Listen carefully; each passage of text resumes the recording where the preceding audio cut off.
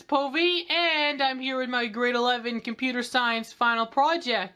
So while you're looking at this game, you're probably wondering, what did all these weird neon graphics lance?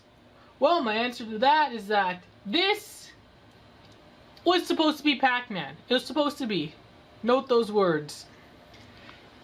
I was trying to make it Pac-Man, but along the way I ran into a few bugs that may have made into this.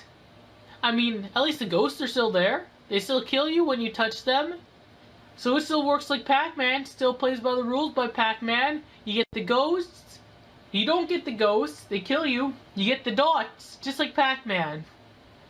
Only difference is, you may or may not teleport vertically on walls. It acts a little weird sometimes. But I like to consider that a game mechanic, you know? When you teleport vertically on the walls, you actually teleport to the nearest space that the Walter can fit in. I don't even want to call it Pac-Man, because this isn't Pac-Man. That's why I even changed the title to Waltz. So right now you can see there's Walter, and when he touches the wall, he teleports to the nearest space available that could fit him. Now he'll teleport there. Look at that. He teleported there because that was the nearest space possible for him to teleport to. And he'll always teleport downwards, right there. The reason why I teleported down, all the way down, was because that whole distance there, he couldn't have teleported anywhere there because that was stopped by walls. Now here's where the cool part begins. Unlike the original Pac-Man, this is like a 2D side-scrolling platform, whatever you call those things. And because they're always attached to the walls, they always gravitate towards the walls. And he created kind of like a skydiving thing, where you can direct them while they're in air and catch dots while you're falling. I would say falling, but you're more like falling up. So would that technically be flying? I don't know. But here's another example. He teleported up there because there was space for him to teleport up there. Just like that. So now, let me teleport up here. I just want to get these last few dots. And the person controlling, the user, has to get 12 dots to finish the game. So these should be the last. This one right here. And here it shows the ending. So right there, it's pretty much just explaining to the user that they won the game. I mean, it doesn't sound kind of a weird, cryptic way, like, puzzly way, but it's obvious that the user won it. I mean, I don't make that part mysterious. So anyways, let me just close this, and once it shows the end, the application closes. And that was my computer science grade 11 final project. I hope you enjoyed, and I'll see you later. Bye!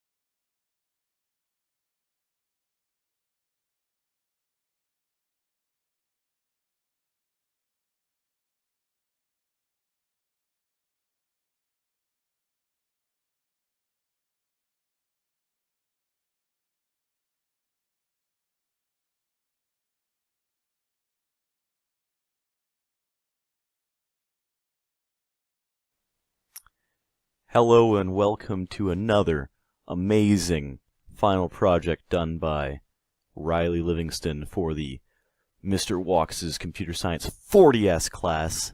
It's an excellent day to show off this amazing project that I've created called Tetris. Some say it's revolutionary. I just say it's a final project. Alright, so I'm going to show you some of the main features of this exceptional game. You have rotating features using up and down, left and right arrows to place these bricks. Tetris is a game that was used by the Russian cosmonaut program to see if you were cut out for the space traveling of the future. So I've done and recreated this. We've got all the classic design, including pause functionality. We've got drop down to the current spot, so if you hit spacebar, drops right down. Revolutionary design. It's crazy. It's got scoring systems. It tells you your score.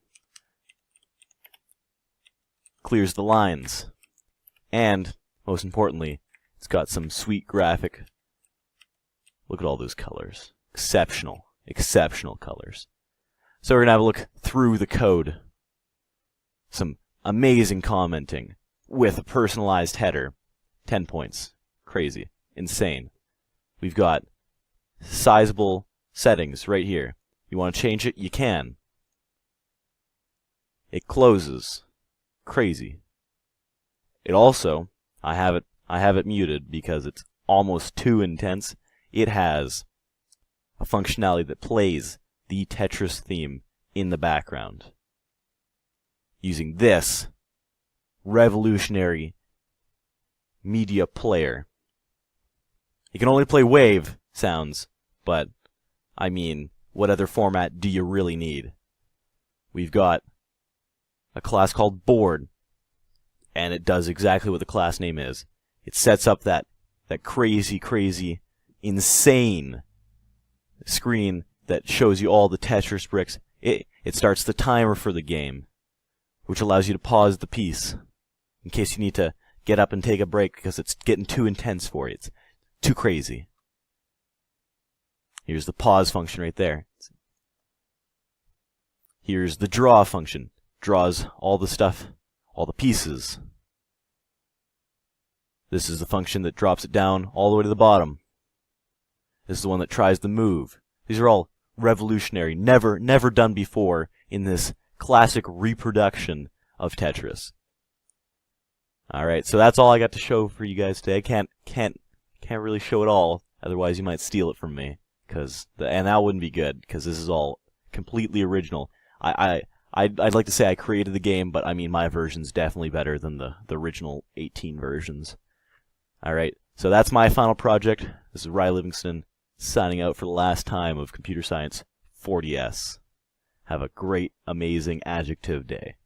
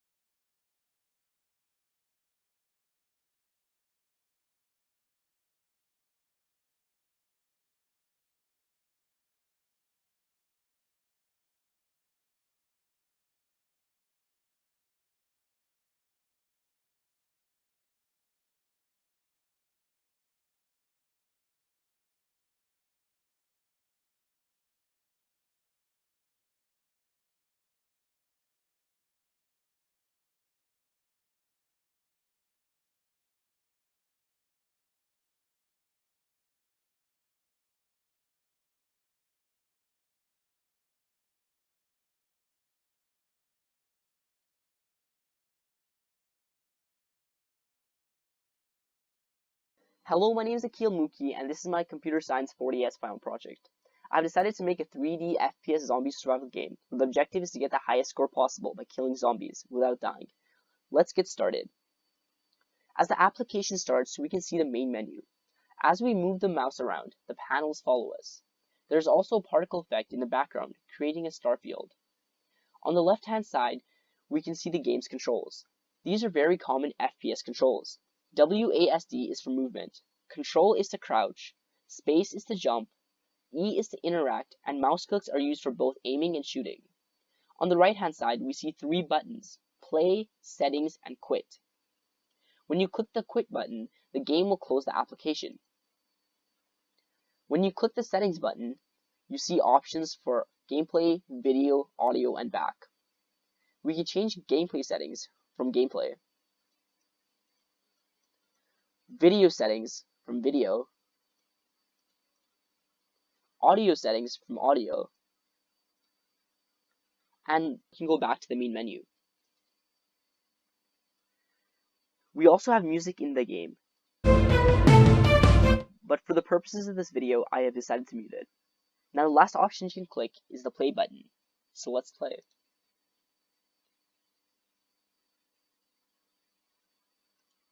As we load the game, we can see there are several options. You can restart the game by hitting Restart. Go back to the main menu by hitting Main Menu. In order to start the game, we must select a weapon in the Weapons tab. We have 2 weapons currently, a shotgun and an axe. I'll select shotgun. Next, we have the Graphics tab. The Graphics tab contains various graphics settings, depending on your computer. Fantastic is typically recommended for gaming PCs or laptops. For the conditions my PC is in, I'll use very fast. This will create less lag. The next tab is audio. In the audio tab, we see there's only one option for master volume. This will change the sound effects and music of the scene. I'll put it on full blast. Now that we're done, we can go into the gameplay. As we spawn in the game scene, we see the environment is composed of randomly generated trees and bushes. We can also explore the environment if you wanted to. But when you spawn, you can almost immediately interact with the garage button simply by hitting E. It closes and opens by hitting E. The second thing you can interact with is the elevator lift. You also use E to interact with it. The controls are Control to crouch, spacebar to jump, right trigger to aim, and left trigger to shoot. Notice how when we hit different objects, the sounds are different. Also, the bullet holes are different as well. As you notice, in the center top of the screen, there's a score. And on the bottom right hand of the screen is the weapon's ammo. You can also hit R to reload. Now let's head back down. As we head back down, there's a lot of zombies waiting for us. As we kill them, there's blood effects and their bodies still stay there.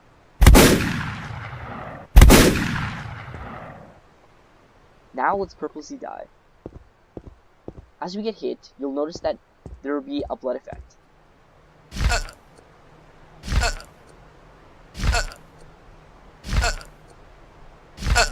When we die, the game over screen simply reads Game Over, press L to restart, and there is a blood effect.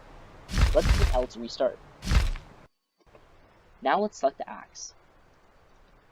The axe is a much difficult weapon to use, but there's no ammo to it, so it can be used infinitely. As you hit different objects, there will be different sounds. Now let's find a zombie to kill. Here's one. The axe is much harder, as you will get hit if you hit the enemy. Let's find another zombie.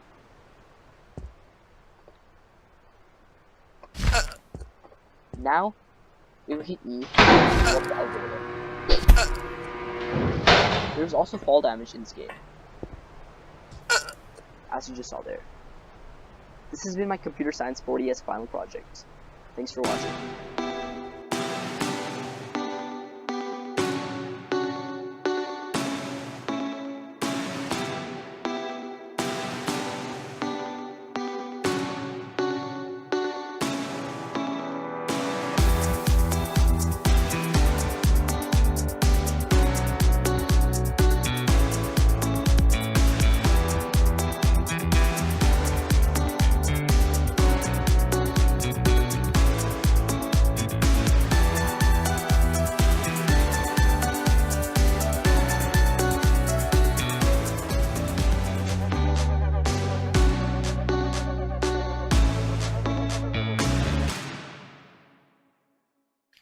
Hello and welcome to my final project. Today, I'm going to be going over Space Invaders. The reason why I chose Space Invaders is because it has a special importance to me. When I was younger, there was a Space Invaders game on my mother's old Macintosh. It was a Power Macintosh, and I just remember playing a lot of it. It really got me interested in computer games, and as juvenile as it sounds, that's why I created my grade 10, 11, and now grade 12 project off of it. Let's go ahead and run the game. We get a nice little opening screen, 4 buttons. We can look at the instructions, how to play the game. Pretty simple, just J option pane. We have the high scores. This is actually suited every time the button's clicked.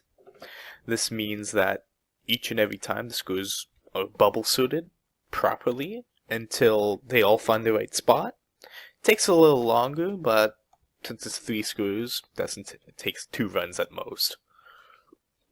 And, of course, we can play the game.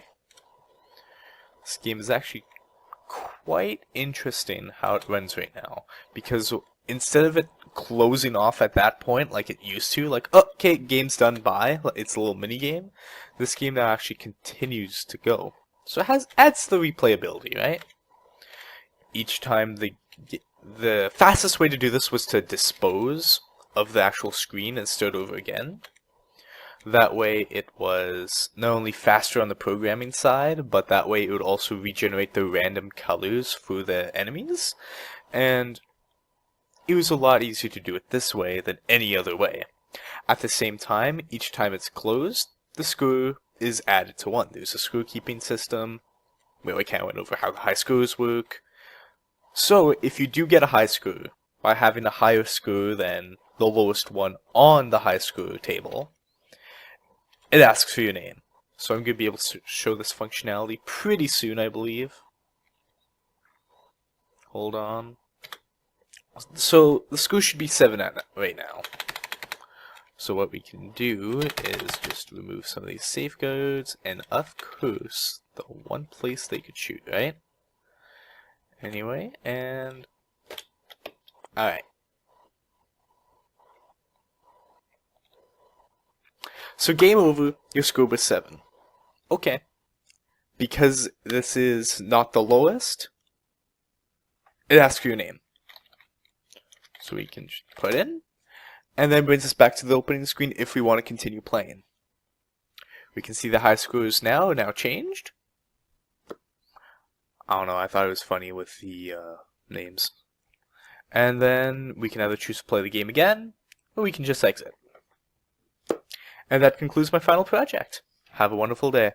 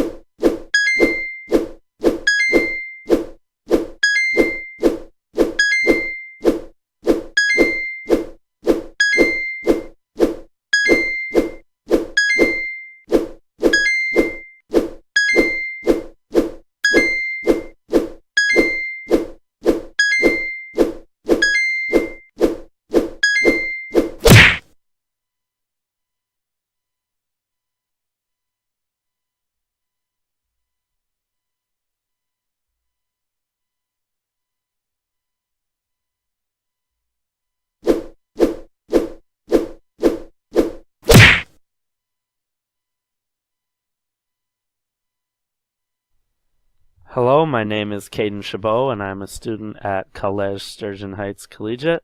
Here is my IB Computer Science Higher Level Internal Assessment.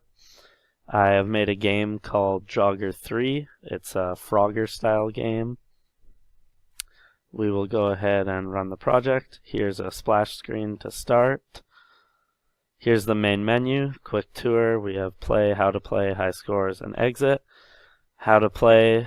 The object of the game is to get Jogger to each of the houses within the time allotted while avoiding the cars and the water. Use the arrow keys to move.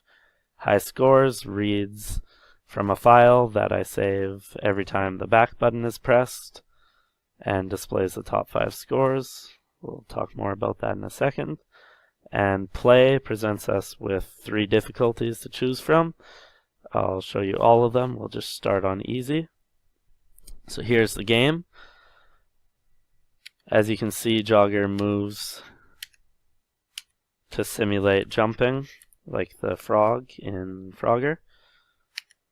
Here we'll show you, you get hit by a car, you die. These bushes in the middle act as walls.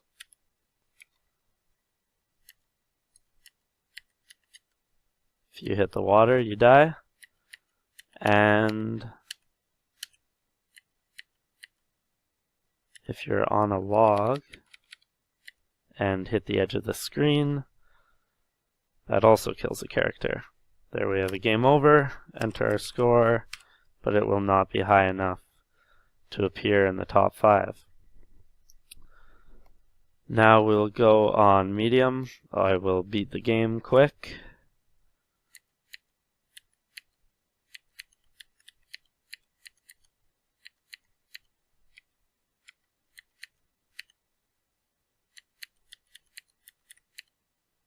The movement is very responsive while still being one jump at a time.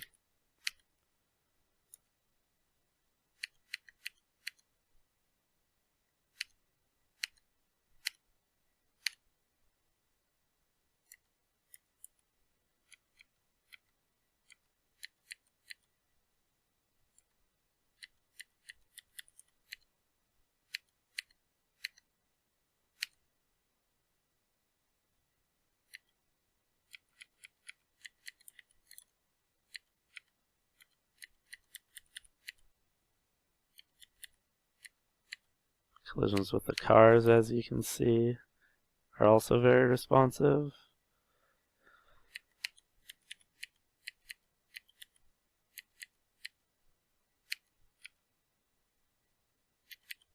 There we go, we've beaten the game. Enter my name. And there we go. We've gotten a high score of 632, so we have automatically sorted the list and made it into the high scores. I'll show the hard difficulty very quick. Notice you only get 60 seconds. Other than that, it is the same as medium. I'll hit escape. That takes you back to the main menu. That's about it for the game. I'll just go ahead and exit that. Just some design things, some development things to highlight. I've designed the levels and all of the menus in the visual editor on Microsoft Visual Studio. Here I have a class for every object. So bush, car, log, home, jogger, sidewalk, water. Here I have a calculator class, calculates random speeds for the cars and logs. Difficulty class that has those minimum and maximum speeds for the cars and water, depending on which difficulty.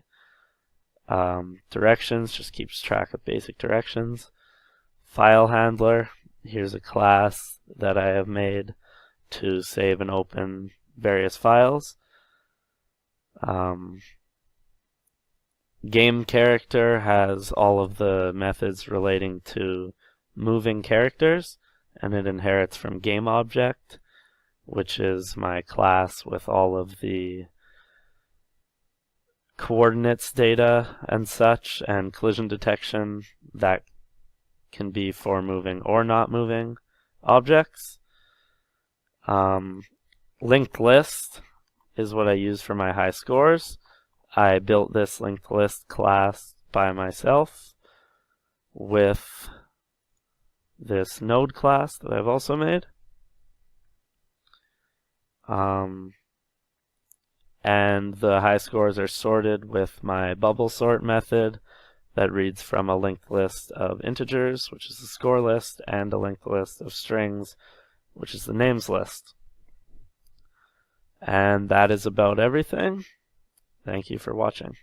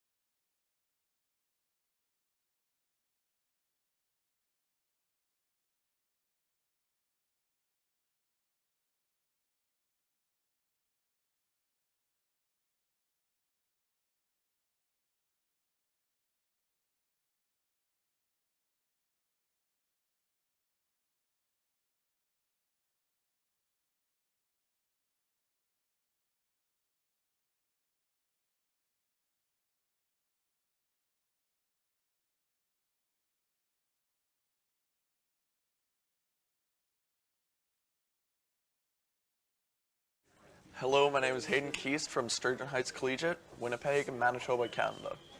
Today we'll be displaying my IB Computer Science program of Keast Care.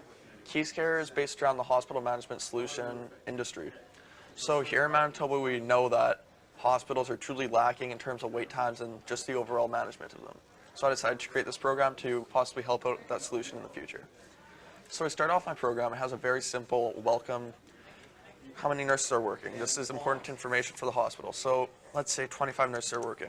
How many beds are currently on the hospital? Let's say it's a 40-bed hospital. Okay. So here we're welcome to a nice, simple user interface. This interface is usable on different OSs and also different hardware. With the use of buttons instead of entry boxes, it is very easy to navigate, let's say on a touchscreen on tablets, which is now what our healthcare space is moving into. So the overview. The amount of beds, just what we entered, 40 beds. Amount of nurses, 25. This is vital information to the hospital. The amount of patients, 0. We have 0 patients in the hospital right now. I return to menu. I add a patient. My first name, Hayden. Last name, Keast. Height, 6 foot, just 6 foot even. Weight, 165. What's the problem? Let's say I have a, let's say leg. I have a leg problem. We're not sure what it is yet. Patient number is 0. I enter in the patient. It tells me that a patient is added. So what this is doing now, here, let me exit out of this, is it now goes into my storage class. This storage class is responsible for holding everything of my program. So it accesses this method right here, the add patient method. Alright, so it accesses this method of add patient. This method checks to begin. It says, are there any patients in the array? If there are no patients, what it does is it goes into this if statement. So what this does is it says, hey, I'm adding the first time. This communicates to the user that, listen, we're going to add it, we're just going to add the patient in. So now it sets a patient length to 1. Now it creates a new patient from the patient class, which I will now display here. So I go into patient. This patient class is responsible for just the information of a patient, including, as you can see by these parameters here, patient number, the weight of the patient, the height, the condition, the first name, and the last name. So it creates a patient and then adds it into the array. As you can see that, the array is now created and a patient's into it. Alright, so now I want to go and see the details of a patient. Patient number. My patient number is 0. Tells me Hayden Keast, weight 165, height 6 feet, patient number, and condition is leg. Return to menu. I want to add another patient. I go, let's say Charles. Last name, Lee. Height, pretty short guy, 3'6". Weight, 100 pounds. What is the problem? His arm's hurting. Alright, patient number, 1. So now I enter into the patient. It says patient's added. So now I exit that. And once again, so what that does is it goes and accesses the add patient method. It checks if there's patients in that array. As you can see, due to our first patient, there is a patient into the array. So it goes to the else. This else creates a secondary array. It now copies the first array into the second array, deletes the first array, creates a new primary array, but with 1 extra spot on it. Now it copies a secondary array into the first array. So now we have all the same information in the first array except with 1 extra spot. And that extra spot, then we now add the new patient into it. This saves storage and also it saves time in terms of efficiency of code. So now what happens is we want to see the patients. So we want to see the details. Once again, want to see the patient number 1. We can see Charles Lee, all the information. So now we can do that. So now let's say if we, I want to see all patients. Right? Let's get a nice list of all the patients in my hospital. This is very important to manage your hospital. See who's in the hospital and what are the conditions of the patients. So I go to see all patients. Hayden Keith's leg. So Hayden Keith is in there with the condition of leg, right? Charles Lee, condition arm. All right, so after that, we can go to an overview, and we can truly see the amount of beds, 40, just as it begun. Amount of nurses, 25. But now, due to the size of our array, it gathers the amount of patients based on that. So always, due to the use of 2 arrays, we have an accurate measurement of how many patients are inside of that array. And also, instead of using a linked list, which uses up more storage and, to be honest, has unnecessary uses for me, I can use 2 linked lists, save space and time. All right, thank you for your time, and have a great day. Hello, my name is Lance Kenyon from Winnipeg, Manitoba, Canada, and this is my Battleship game.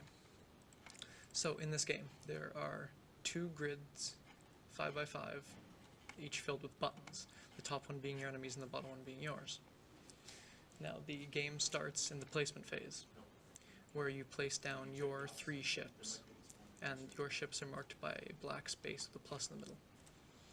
After the placement phase begins the battle phase, in which you and the computer guess spaces on each other's boards until either you or the computer have guessed all 3 ships' spaces. You can see there the computer hit one of my ships, and it is marked by a red space with an X. And every miss is marked with a blue space with a star.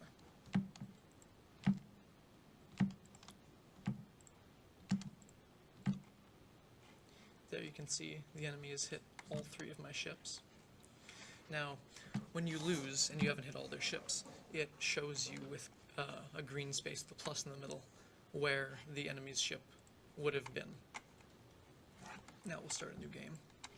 And you can see when you start a new game, it begins in the placement phase and skips the intro message. So we'll place down our 3 ships once again. And after the placement phase, all the buttons down here deactivate, so you cannot click them or touch them. And also, after you click an enemy space, you cannot click that space again, so that the program does not get confused. Go through the battle phase again.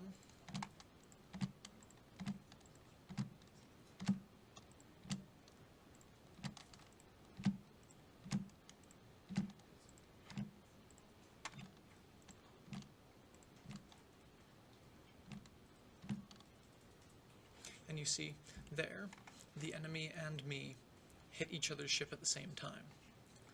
Now, though it does show all 3 red spaces, it does give you the win message. So in this case, you still would have won.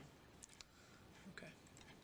So, this game uses a matrix class of data type T. Now, this class uses a linked list of linked lists. So this is made with my own linked list that I did write, and this uses data type T as well. And the linked list is very good because you can add or take from any spot in the list. Quickly go through this. And like I said, this is a linked list that I wrote, not the generic one that they give you.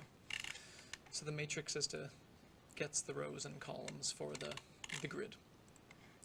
Now in the game engine here, this is the code for the new game that resets all the buttons to place ships. This here is the enemy shots, so this is when the enemy is guessing your spots. This is when you click the enemy's side of buttons. This is the random that has the enemy guessing your spots. And this here, and check endgame is to, of course, check if either you or the computer has won at the end of every turn. And this is to deactivate your board when you placed all your ships.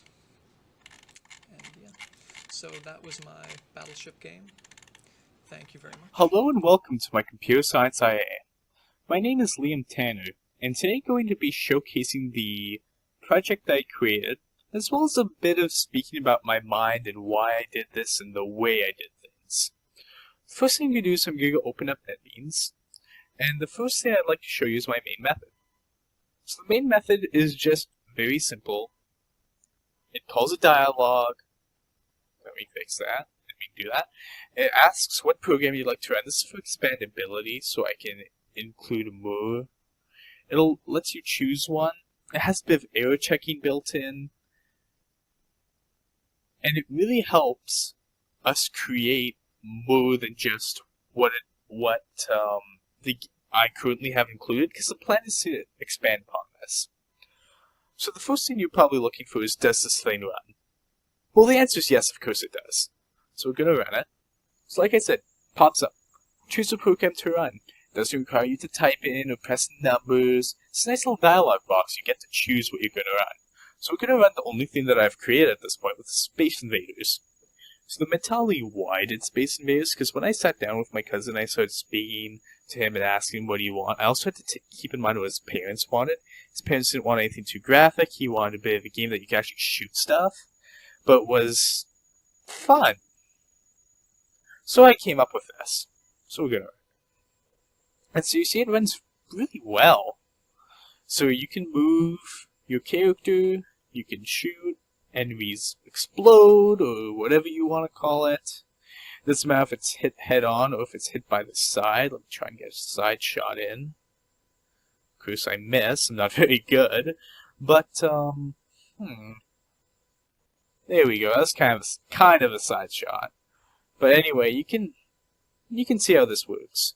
Simple game. And we always see how once you win the round, so to speak, it clears everything. That was a good side shot. Clears everything off and lets you redo. Here's a great choice. I just got shot. Game over, right? Game still continues a little bit, so you can see your bases get destroyed, or you can curse that one little colored box, and you hit OK. Game closes. So that was about a minute and 30 seconds, just showing you how the game worked, and it's very simple in the sense of it took quite a lot of code to get to that point, but it's not going to break your computer's budget when you're building it to play this game. You're not going to need to say, I need the new Titan X. It'll work with Intel graphics. This was made in mind to work on an older MacBook, and it really works well. I tested it on this computer, it worked fine. So the first thing I'd like to show you is some of the classes I made. So first class was the background, extends game object. Game object's kind of like the super class. It deals with the images, the coordinates. It deals with a lot of the setters and getters. Also deals with some of the colliding, but uses coordinates. Coordinates is also a really big class. Coordinates, if I go to the top here, it shows us all the privates, and the reason why I used privates and not like protected is so that it would only be visible in the class. And I think this really helped with the encapsulation of everything, just so nothing gets really messed up. And plus the finalized method was pretty nice. So we have update, we calculate, blah blah blah. The ones I want to look at is the colliding logic. So this was actually kind of hard to visualize, but I actually wrote something out that's in one of my criterions that really helped figure all this out. Helped with the stick, so when it would hit the wall, it would stick to the wall. So this was for your player, so you'd stick to the wall. And then we had the bounce off method for the enemies that would hit the wall, then bounce off. So first you'd have to stick to it. So we had this. Then you'd bounce off it, and this would actually recalculate it. So we had the center on top. We had all kinds of little things. We also had land on, when the bullets land on the bases to damage it. I had an abstract class. It dealt with the action listeners, key events, timers. It's actually really nice the way that all this code worked out. We had the GUI, which is another huge class. Dealt with font, key listener. We had like a swing constant just to make things look pretty. We used arrays. We used many things that made this work really, really well. Now this set size, I changed this on my client's computer. It's a little bigger on my computer to showcase it. but this is a little changed on his computer because his screen size is smaller. I had to take that in mind because he doesn't have a 1080p screen.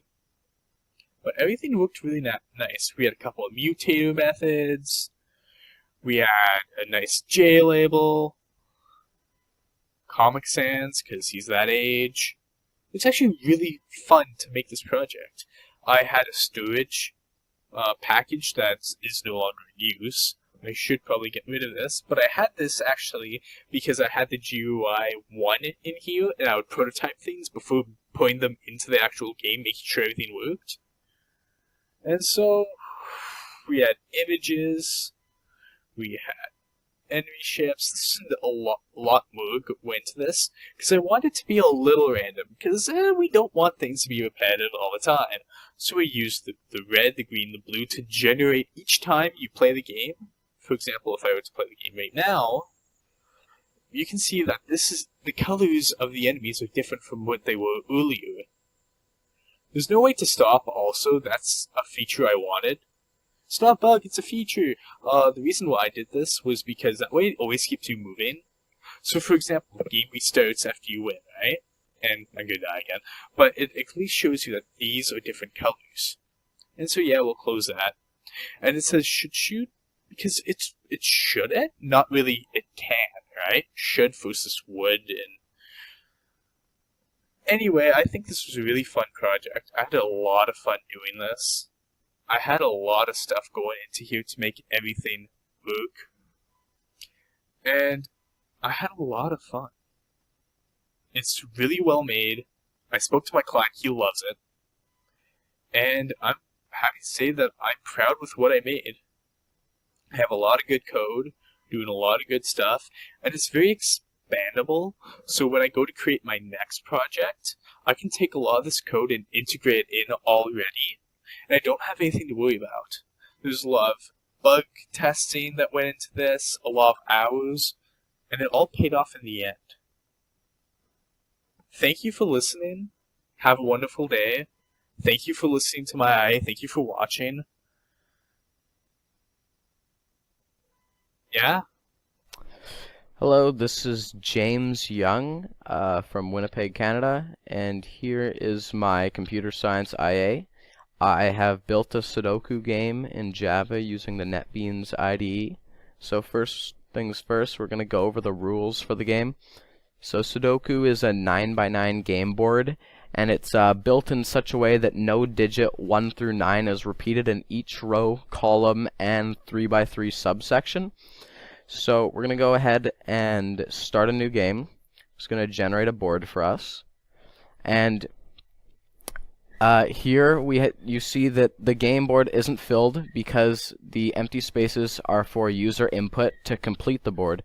So you can left click to increase the numbers by 1, and you can right click to decrease by 1.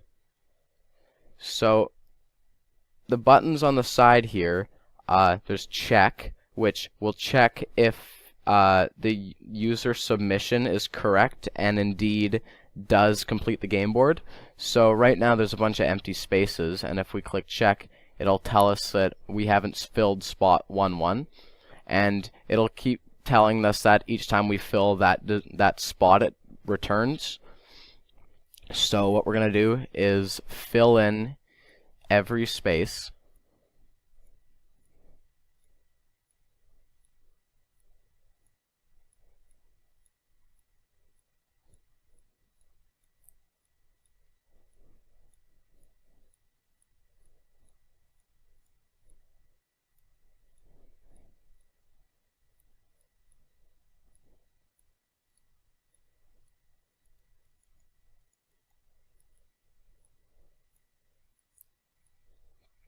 Okay, so now that we've filled in every space, we can check and it says the solution's not correct because obviously there are 1s that repeat in each row, column, and 3x3 subsection. So we can reset the board if we want, which will clear everything that we've entered in but keep the actual game board the same and not generate a new one. So I'm going to go ahead and do that.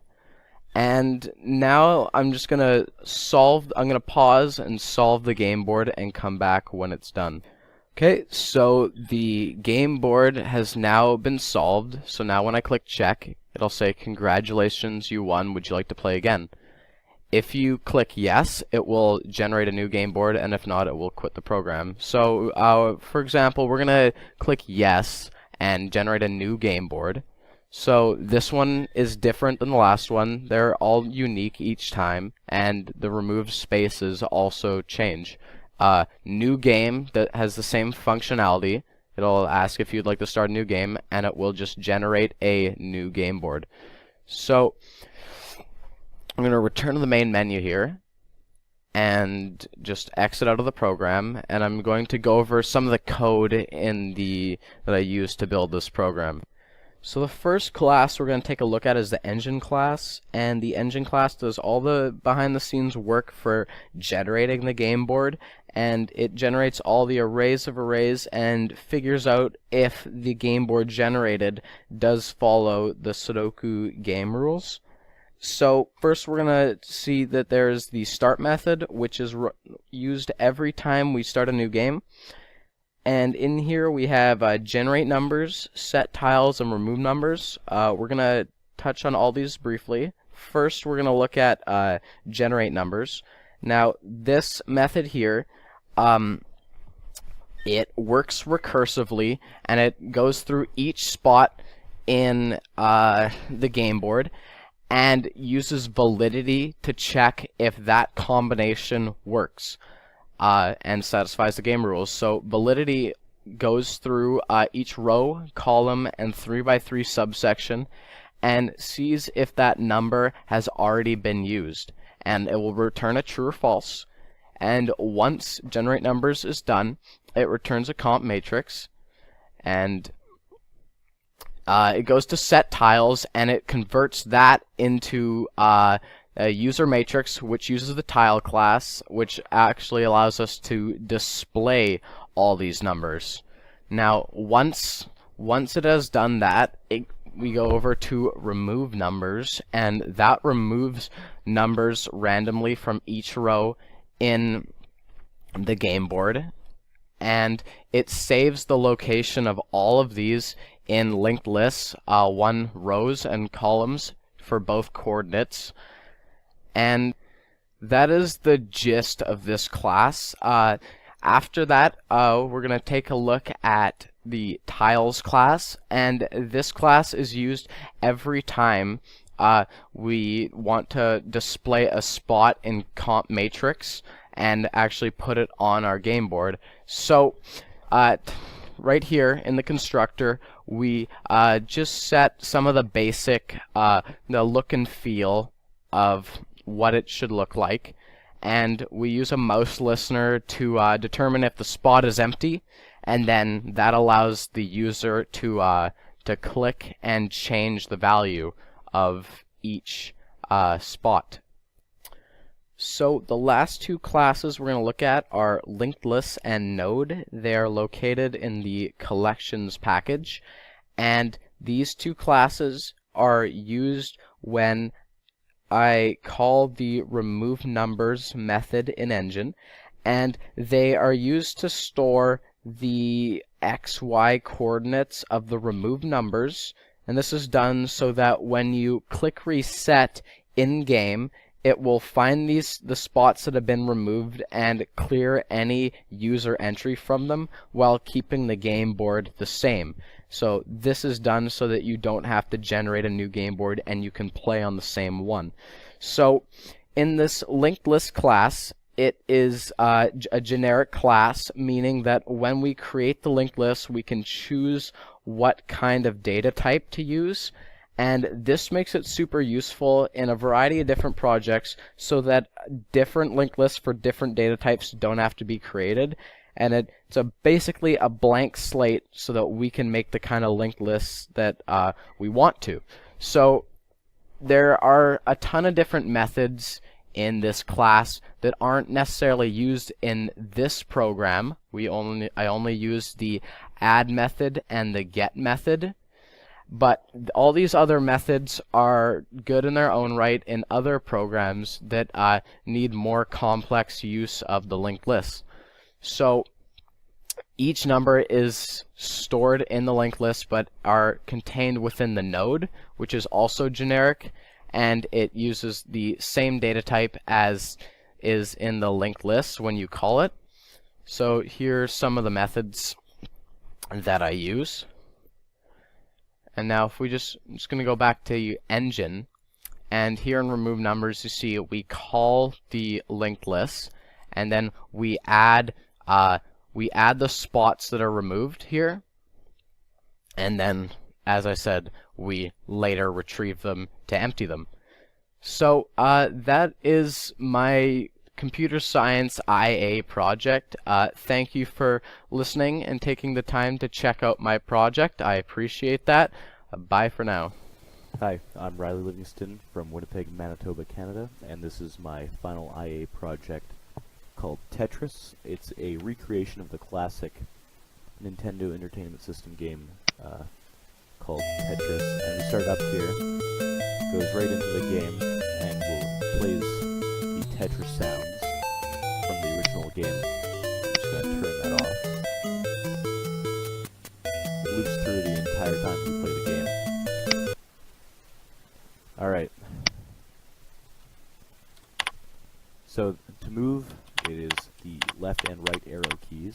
To rotate the piece is the up arrow, which rotates the piece 90 degrees to the left.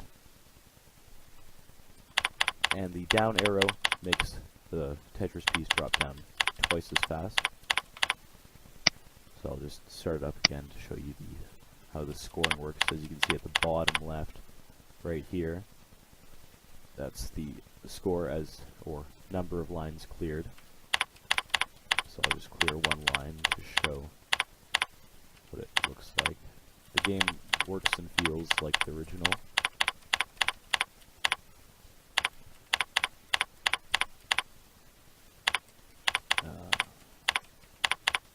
We're at the mercy of the game to let us clear a line here, as all the pieces and selection of pieces are random. And the chance for line pieces just as challenging to get as the chance for a non-line piece. So I'm just going to stack some up here. Oh, there's one. So we're going to clear one line. You can see at the bottom shows 100 points. If we were to clear 4 lines,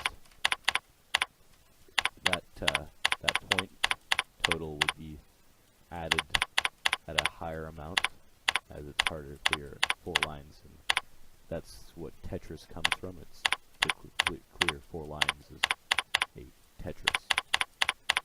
So in this game, I've also added a pause function. So you just hit the letter P on your keyboard, and you can see at the bottom it changes the score, or the little header down there, to show that it is paused, and it just stops the timer so the pieces stop. And to unpause the game, you also hit P, and you can see the score went back up to its value. If we were to clear more lines, that score would go up. So I'll just show you a bit of the code that went into making this game. We'll start here in the main class of Tetris. Here's all of the code that creates the J label that the game is played within. See down here, this is where the sound comes in. I have a media player class I can show you. Added a media player class in there to give it the same feel as the original game. I was trying to make the game as original as possible.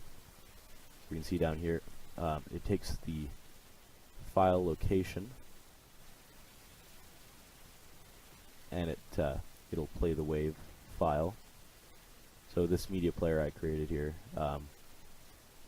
it only plays wave files, and it also has error handling right here. As you can see, it'll print out a line if we can't play the file type, or we can't find it, or any other type of error, so it won't crash the game if it was to be played somewhere else where the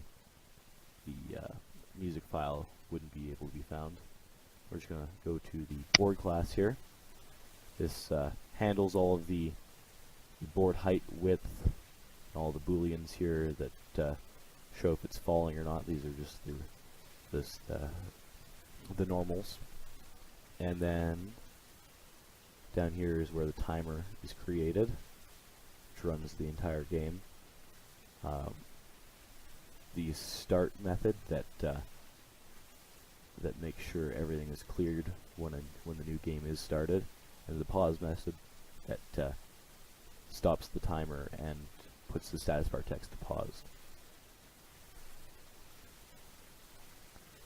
Here's where all the graphics are drawn, and the code for the drop down, which is when you hit the down arrow, drops the piece down twice as fast, so it just takes off one Y coordinate, or one Y point. And just go down to the, here's where it looks for the error, or for not the error detection, for the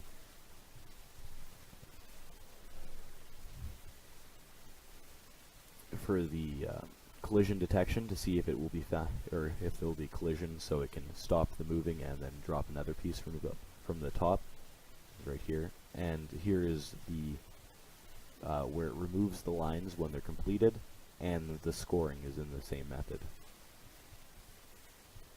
So right here is if you have 4 lines that are completed, which is the max amount you can complete at with one brick that's put down, so at a single time.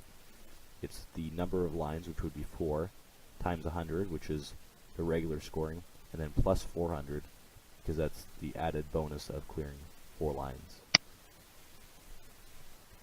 And here's just anything lower than 4 lines. Here's where it draws the bricks that make up the shape of the Tetris piece. And here is the key event code that controls the game. As you can see, the arrow keys up, down, and the space bar that also drops it down to the bottom. And if we just go into the shape class here, we can see that the shapes, here is the coordinates for all the shapes here, and here's the method that chooses the random shape. So it'll just choose a random shape each time. That way there's no pattern, so it makes the game more challenging. And the rotation method here that rotates the piece left and right. Thank you for watching the video.